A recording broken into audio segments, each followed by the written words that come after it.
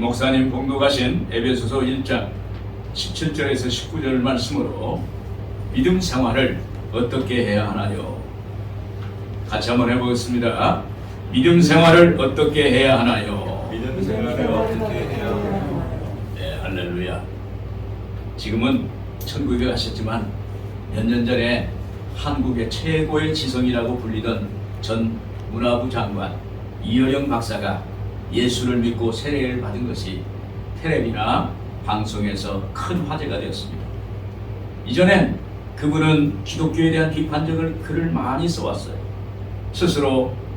자기 스스로도 한국의 지성이라고 생각하기 때문에 기독교에 대해서 부정적인 생각을 가졌습니다.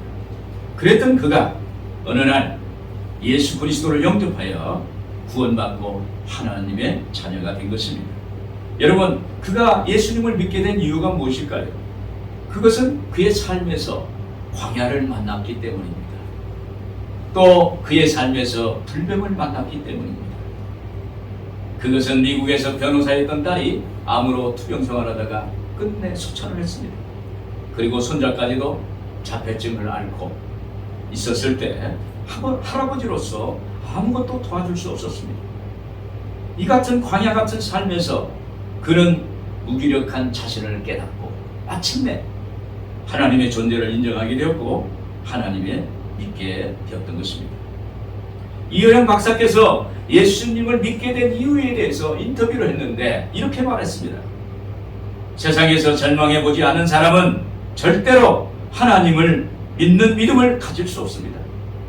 자기 파괴라는 처절한 고통과 절망의 사건이 없이는 그리스도의 십자가의 구원을 받기가 어렵습니다.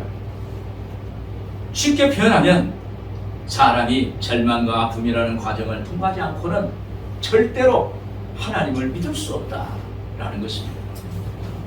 그래서 이어령 박사는 그때 광야 같은 삶에서 예수 그리스도를 만나게 되었고 이제 하늘나라의 문지방을 넘어서 천국을 가게 되신 것입니다. 여러분, 우리가 하나님을 믿게 된 것은 내 의지나 내 경험이나 내 지식으로 되는 것이 아닙니다. 하나님이 직접 주관하셔서 주권적으로 우리를 각자에게 각자의 모양대로 우리 주님이 찾아오셔서 만나주시고 그리고 주님을 영접하게 하셔서 구원받고 하나님의 자녀 되게 하시는 것입니다. 여러분은 어떻게 하나님을 만나게 되었고 어떻게 믿음 생활을 하고 계십니까? 오늘 본문 말씀을 중심으로 믿음 생활을 어떻게 해야 하나요? 라는 제목의 은혜를 나누도록 하겠습니다. 먼저 하는 믿음의 생활은 하나님을 잘 아는 것입니다. 자, 17절 같이 한번 보겠습니다. 우리 주 예수 그리스도의 하나님 영광의 아버지께서 지혜와 계시의 영을 너에게 주사 하나님을 알게 하시고, 여러분, 믿음 생활에서 하나님을 얼만큼 아느냐가 중요해요. 만왕영 만주의 주 창조의 주 하나님을 얼마만큼 아느냐에 따라서 우리가 하나님 안에서 누리는 복이 내용이 다른 거예요. 삶의 내용이 다른 거예요. 여러분, 하나님을 알아야 하나님의 주시는 복을 받지 않겠습니까? 다윗은 하나님을 이렇게 고백합니다. 시편 18편 1절 2절에 나의 힘이신 야훼여 내가 주를 사랑하나이다. 야훼는 나의 반석이시오 나의 요새시오 나를 건지시는 이시오 나의 하나님이시오 내가 그 안에 피할 바이시오. 다윗은 쫓기고 어렵고 힘이 없을 때 하나님을 힘의 근으로 경험한 것입니다. 그래서 나의 힘이신 야훼여 하는 거예요. 다윗은 위기로 마음이 흔들릴 때 하나님이 자신의 반석이 되신 것을 경험해서 나의 반석이시오 이렇게 말하는 것입니다. 그리고 야훼는 나의 요새시오라고 한 것은 전쟁 중에 승리할 수 있도록 하나님이 요새가 되셨어요. 그걸 경험했다는 것입니다. 그리고 또 한편으로 피할 바이시오라고 한 것은 인간적으로 보면 다윗은 볼품없고 연약한 사람이었습니다. 힘이 없습니다. 어렵습니다. 그러한 사람을 하나님이 든든한 의지가 되어주셨다는 거예요. 그래서 내가 그 안에 피할 바이시오라고 이렇게 고백하는 것입니다. 여러분, 역사적으로 이 세상에서 다윗만큼 하나님께 많은 축복을 받은 사람이 없습니다. 그것은 다윗이 누구보다도 하나님을 더 잘 알았기 때문이었습니다. 호세아서 6장 3절에 그렇습니다. 그러므로 우리가 야훼를 알자, 힘써 야훼를 알자. 그의 나오심은 새벽빛같이 일정하니 비와 같이 땅을 적시는 늦은 비와 같이 우리에게 임하시리라 하리라. 여러분, 우리가 하나님을 아는 만큼 하나님에 대한 믿음이 커지는 것입니다. 그래서 우리는 하나님을 더 잘 알아야 돼요. 하나님을 알려면 어떻게 할까요? 오늘 본문 17절에 그랬습니다. 번역에 보면은 그랬어요. 우리 주 예수 그리스도의 하나님 영광의 아버지께서 지혜와 계시의 영을 여러분에게 주셔서 아버지를 알게 하시고. 하나님을 아는 것은 내 마음대로 아는 게 아니에요. 내 힘으로 아는 것이 아닙니다. 지혜와 계시의 영을 주셔서 우리의 눈을 밝히시고. 여기서 지혜와 계시의 영은 성령을 말하는 것입니다. 오늘 여러분, 성령이 오시면 우리에게 영안을 열어주시고 예수님이 나의 구주가 되고 하나님이 우리 아버지가 된다는 것을 알게 해주실 줄로 믿습니다. 그래서 바울 사도가 에베소 교인들에게 지혜와 계시의 영, 성령으로 살아계시는 하나님을 알고 이단과 사설로부터 벗어나서 자유함을 받으라는 것입니다. 바울이 자신이 경험했기 때문에 지혜와 계시의 영, 성령을 받아야 한다는 거예요. 바울 사도가 에베소 지방에 처음 왔을 때 그들에게 이런 말을 했어요. 너희가 믿을 때 성령을 받아라. 그들은 이렇게 답합니다. 아니라 성령을 들은 적도 없고 알지도 못한다라고 이렇게 말합니다. 그때 바울이 그들에게 12사람쯤 안수할 때 성령을 받게 된 것입니다. 그리고 두란노 서원에서 2해 동안 아시아에 사는 헬라인이나 유대인들에게 말씀을 전합니다.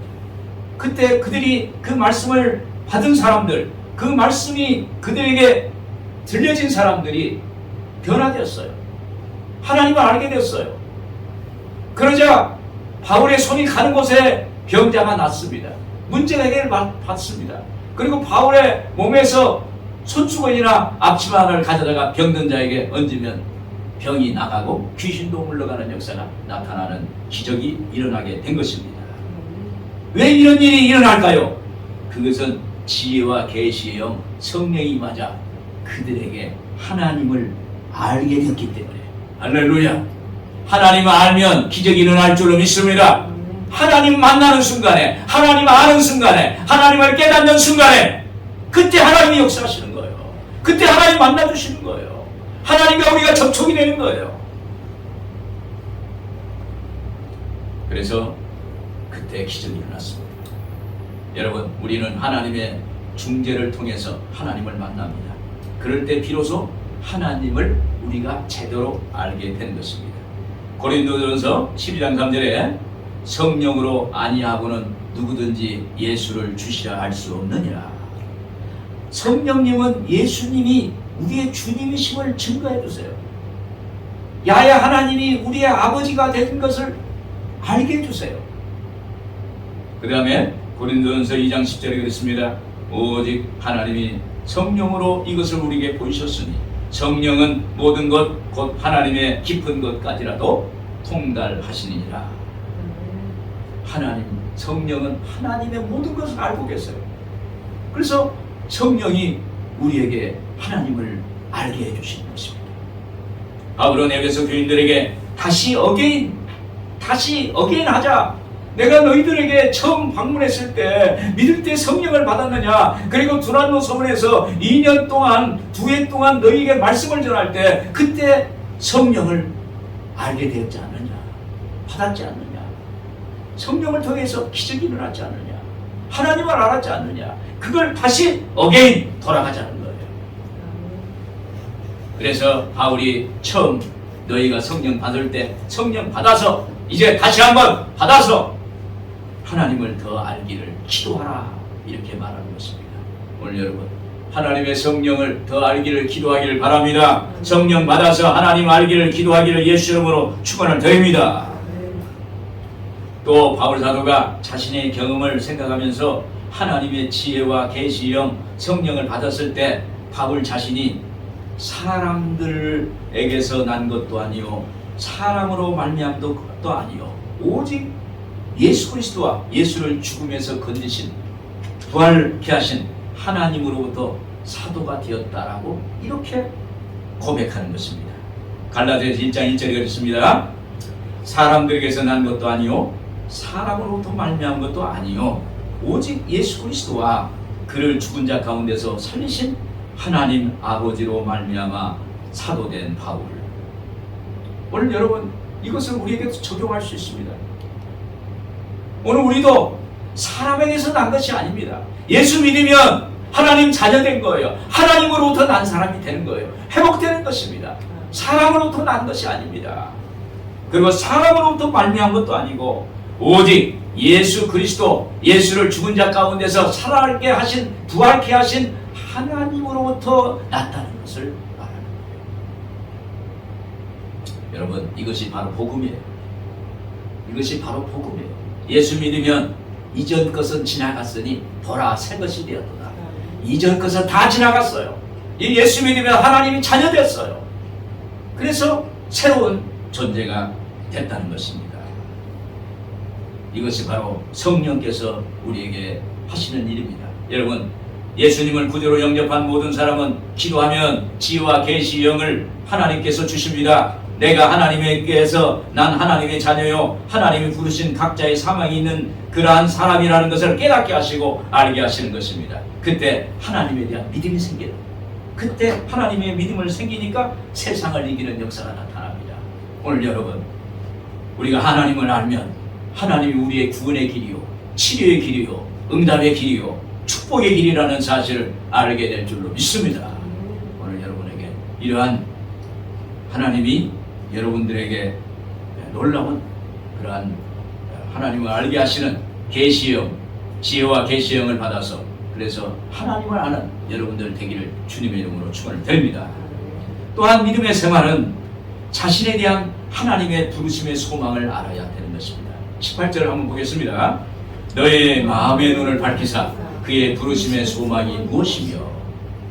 여러분 믿음 생활에서 아주 중요한 것은 하나님께서 나를 부르셨느냐 내가 부르심을 받았느냐 인 것입니다. 여기서 그의 부르심은 다른 말로 소명인 것입니다. 영어로 calling. 이 부르심은 우리가 하나님의 자녀로서 존재의 이유가 되고 존재의 가치를 말하는 것입니다. 또 이 부르심은 그냥 부르심이 아닙니다. 분명히 부르심의 소망입니다.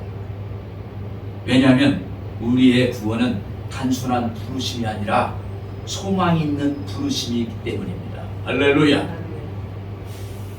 오늘 18절 표준 성경을 보면 여러분의 마음의 눈을 밝혀주시기를 빕니다. 그리하여 하나님께서 여러분을 부르셔서 여러분에게 주신 그 소망이 무엇인지 이렇게 말하고 있습니다. 여러분 부르심 자체만은 마치 애굽에서 해방된 이스라엘 백성들이 광야만 바라보는 것 같습니다. 애굽에서 해방된 이유가 가나안 땅을 소망하는 것인데 해방 자체만 바라보는 거예요. 그러니까 광야만 바라보니까는 원망불평이 있는 것입니다. 그러나 부르심의 소망은 항상 가나안을 소망하고 바라보는 거예요. 그 부르심의 소망은 광야를 넘어서 가나안 땅을 바라보는 거예요. 그래서 희망이 있는 거예요. 소망이 있는 것입니다. 모세같이 여호수아같이 부르심의 소망을 바라보는 것입니다. 여러분 먼저 부르심의 소망은 이제 하나님의 자녀로서 바라봐야 할 소망을 가져야 한다는 뜻입니다. 바울 사도가 에베소 교회를 세웠기 때문에 에베소 성도들에게 많은 관심이 있었습니다. 에베소 교회가 어느 정도 성장하니까 이단과 사설이 들어와서 그들의 믿음을 흔들어 버렸습니다. 그래서 방황하게 됩니다. 그때 바울 사도는 에베소 교인들에게 너희 마음의 눈을 밝히사 그의 부르심의 소망이 무엇인지 알아보고 확인하라. 너희 마음의 눈을 밝히사라는 것은 하나님이 지혜와 계시의 영을 주사 성령으로 눈을 밝혀주시고 그 말을 말하는 것입니다. 여러분 먼저 우리는 하나님의 선택 받은 부르심 받은 하나님의 자녀가 되는 것입니다. 베드로전서 2장 9절에 있어요. 너희는 택하신 족속이요 왕같은 제사장이요 거룩한 나라요 그의 소유된 백성이니. 여러분, 하나님은 이렇게 우리를 부르신 것은 우리에게 하나님의 자녀라는 정체성을 가지라는 거예요. 영적 기본을 가져라는 것입니다. 영적 기본은 내가 하나님의 사랑받는 자녀라는 거예요. 이것이 있어야 돼요. 그런데 부르심의 소망은 바울이 하나님의 부르심의 소망에 대해서 그것을 알기 위해서 기도하라는 거예요. 많은 성도님이 이런 질문을 합니다. 저는 하나님의 자녀로 사는데 왜 이렇게 많은 시련이 있습니까? 왜 이렇게 시련이 많습니까? 이렇게 물어봐요. 이것은 부르심의 소망에 대한 것입니다. 하나님의 자녀인데 하나님에 대한 소망이 없기 때문에 세상적인 고통이 영적인 고통으로 다가오고 영적인 아픔으로 다가오고 영적인 압박으로 다가오는 것입니다. 그래도 견딜 수가 없는 거예요. 여러분, 하나님이 소망이 있으면 이 세상의 것이 문제가 안 됩니다. 하나님이 잘했다 하면 그걸로 끝나는 거예요. 하나님께서 너를 축복해 주셨다면 그걸로 된 거예요. 하나님이 우리를 인정하면 그걸로 된 거예요. 하나님이 우리를 품어주시면 모든 것이 잘 된 거예요. 소망이 없으니까, 하나님에 대한 부르심의 소망이 없으니까 세상적인 시련이 마음의 고난과 아픔으로 다가오는 것입니다. 여러분, 나무에게는 바람이 필요하다 봅니다. 바람이 불 때 나무의 세포가 움직이고 숨을 쉽니다. 그리고 바람이 불 때 뿌리가 튼튼해지고 박힙니다. 제가 시 한 편을 소개하겠습니다. 이정아 시인의 바람 속을 걷는 법이라는 시입니다. 바람이 불지 않으면 세상살이가 아니라 그에 산다는 것은 바람이 잠자기를 기다리는 것이 아니라 그 부는 바람에 몸을 맡기는 것이다. 바람이 약해지는 것을 기다리는 것이 아니라 그 바람 속에 헤쳐나가는 것이다. 두 눈 똑바로 뜨고 지켜볼 것. 바람이 드셀수록 왜 연은 높이 나는지. 여러분, 평소 힘들고 아픈 바람이 불더라도 나만 왜 이런가? 나만 왜 불행한가? 이렇게 생각하지 마시고 나쁘게 여기지 마시고 오히려 하나님을 기대하는 거예요. 인생의 바람이 거세게 불고 폭풍우가 부는 것은 하나님께서 독수리처럼 우리를 날게 하시려고 우리를 이게 바람을 불어주시는 거예요. 할렐루야. 이때 하나님이 나의 신앙의 그릇을, 내면의 그릇을 단단하게 흔들리지 않게 만드신다는 것입니다. 나를 정금같이 만들어 주시는 것입니다. 나를 좀 더 성장시켜 주시는 것입니다. 나의 그릇을 단단하게 만들어서 축복의 그릇을 더 키우시는 역사를 행하시는 것입니다. 나를 더 건강하게 만들어 주시는 것입니다. 그렇게 생각해야 돼요. 하나님은 절대로 자기 자녀를 포기하지 않았어요. 욥기서 23장 10절에 그랬습니다. 내가 가는 길을 그가 아시나니 그가 나를 단련하신 후에는 내가 순금같이 되어 나오리라. 여러분, 우리는 하나님의 자녀처럼 하나님의 부르심의 소망을 갖고 나가야 되는 것입니다. 부르심의 소망, 그 소망이 있으면 우리는 꿈을 가지고 희망을 가지고 앞으로 전진할 수가 있게 되는 것입니다. 그러므로 하나님의 부르심의 소망은 우리의 삶의 방향을 뜻합니다. 이랜드 회장 박성수 장로님이 청년 시절에 근육 무력증에 걸려가지고 온몸이 다 움직일 수가 없어요.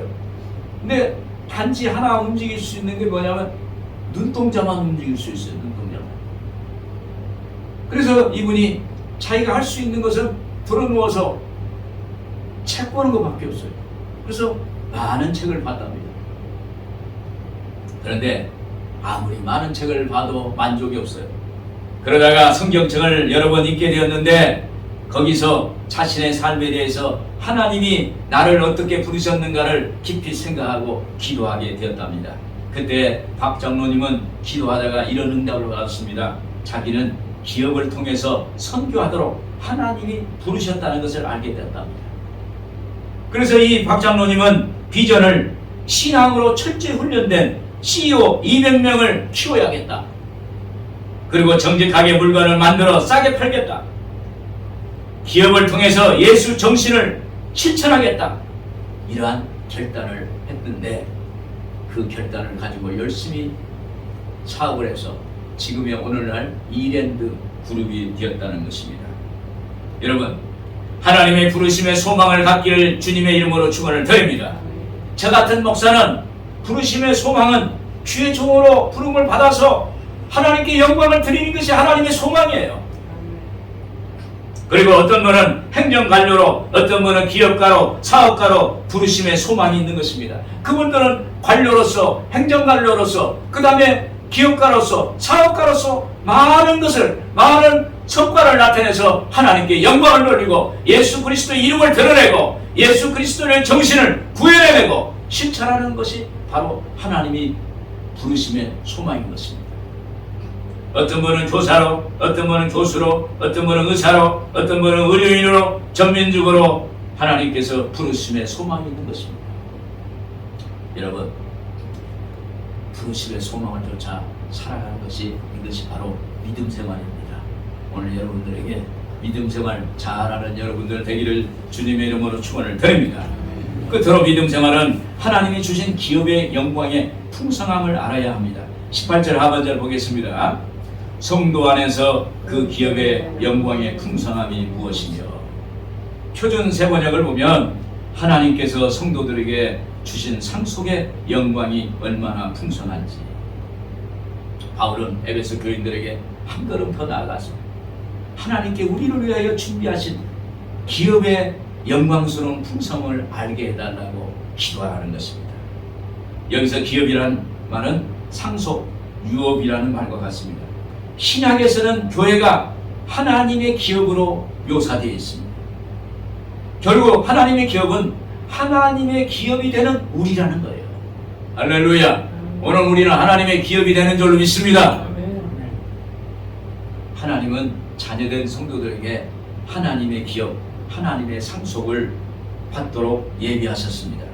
또 다른 의미는 하나님의 기업은 베푸시는 기업이라는 뜻입니다. 기업은 하나님이 주시는 축복입니다. 하나님의 자녀에게 하나님의 그 자녀된 권세를 주신 거예요. 마태복음 28장 18절에 예수께서 나와 말씀하여 이르시되 하늘과 땅의 모든 권세를 내게 주셨으니, 하나님 우리에게 주시는 축복을 말하는 것입니다. 오늘 여러분들에게 하나님이 베풀어 주시는 축복이 넘치기를 바랍니다. 여러분, 이 축복을 어떻게 받을 수 있을까요? 하나님의 자녀의 축복은 하나님이요 성령으로 인도함을 받는 거예요. 로마서 8장 14절 그렇습니다. 무릇 하나님의 영으로 인도함을 받는 사람은 곧 하나님의 아들이라. 시편 2편 7절 보면은 너는 내 아들이라. 오늘 내가 너를 낳았도다. 내가 이방 나라를 내 유업으로 주리니 내 소유가 땅끝까지 이르리로다. 하나님께서 하나님의 영으로 우리를 인도하셔서 하나님 자녀되게 하시고, 그리고 하나님께서 우리에게 너는 내 아들이라, 너는 내 자녀라, 내가 오늘 너를 낳았다, 너에게 열방을 유업으로 주겠다, 이런 말씀을 하시는 것입니다. 여러분, 우리가 인생을 살면서 매우 어려운 처지를 만나고 누구도 나를 도와줄 수 없을 때가 있습니다. 그리고 어디로 가야 할지 알지 못하고 방황할 때가 있습니다. 그럴 때 우리는 어떻게 할까요? 우리는 하나님의 기업인데 왜 그럴까요? 이렇게 우리가 묻지 않습니까? 나는 하나님의 기업이라는데 왜 이렇게 내가 이렇게 방황하고 있을까? 내가 어디로 가야 할까? 알지 못하고 그럴 때, 이때 우리는 하나님의 약속의 기업이라는 것을 인식하고 기억하고 인정하고 그걸 받아들이고 믿는 것입니다. 아브라함처럼 믿는 거예요. 이삭처럼 믿는 거예요. 야곱처럼 믿는 것입니다. 모세는 40년간 미디안 광야에서 양치기 하면서 이드로 장인의 집에서 처가살이 했습니다. 그때 거기서 아들을 낳았는데 그 이름을 게르솜이라고 했어요. 그 게르솜이라는 뜻은 내가 타국에서 객이 되었다라는 것입니다. 아들 이름을 지었는데 어떻게 타국에서 객이 되었다고 이렇게 이름을 지을 수가 있을까요? 이것은 모세가 장인의 집에서 살아도 마음이 편하지 않은 거예요. 마음이 불편하고 어렵고 그리고 고통스럽고 안식을 얻지 못한 것을 의미하고 있는 것입니다.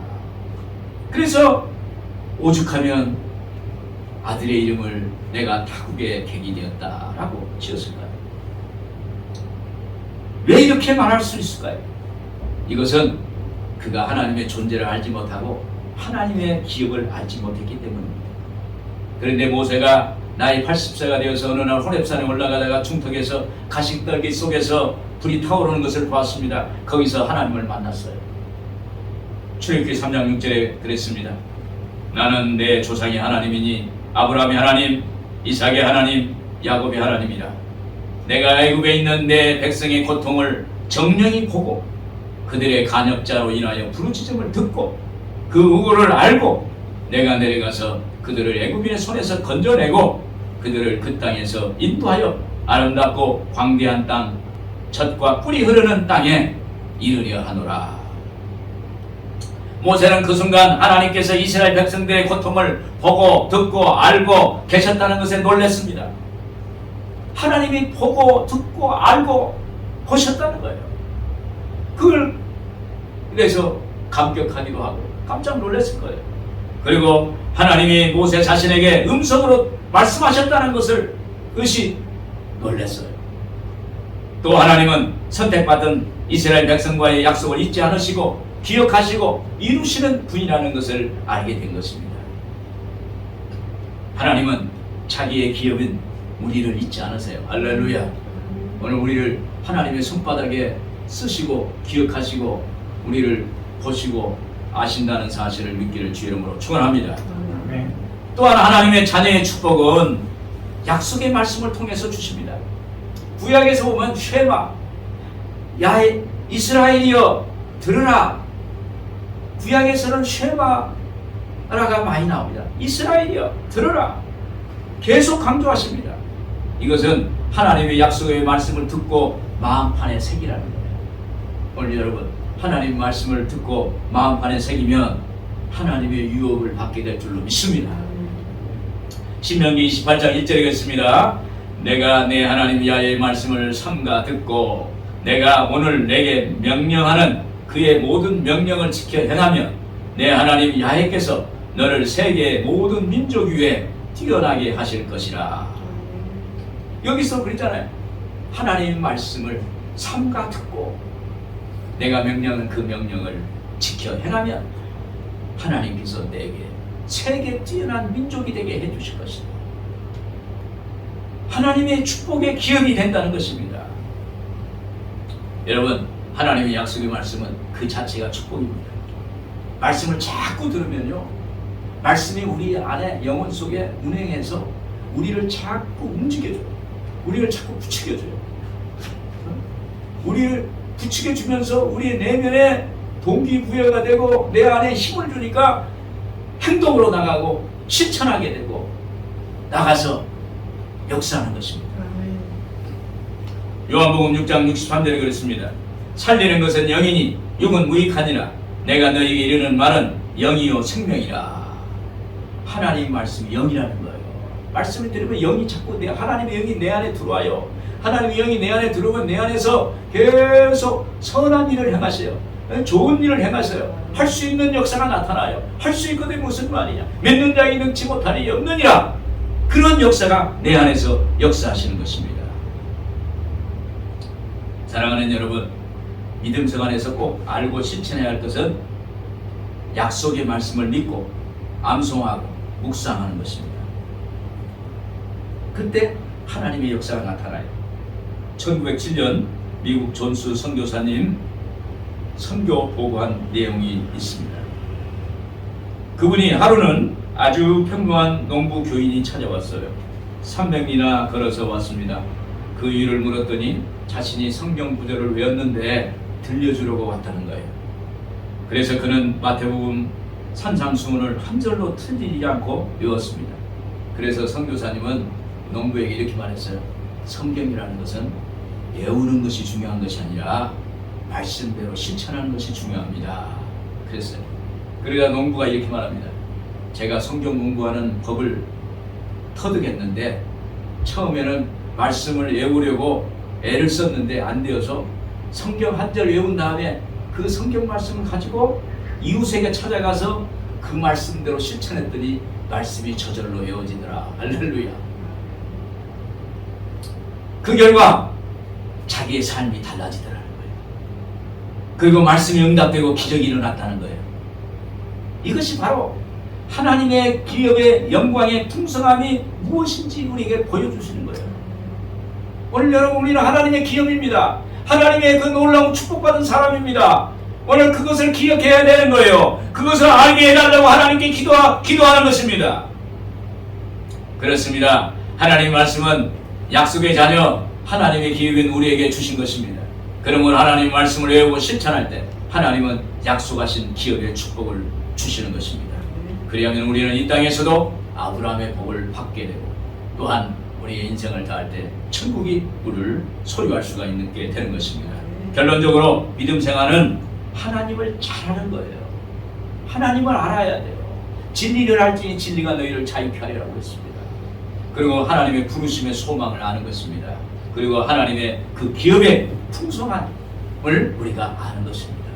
오늘 여러분들에게 이러한 말씀으로 더 믿음 생활이 풍성해지는 역사가 있기를 주님의 이름으로 축원을 드립니다. 기도하겠습니다.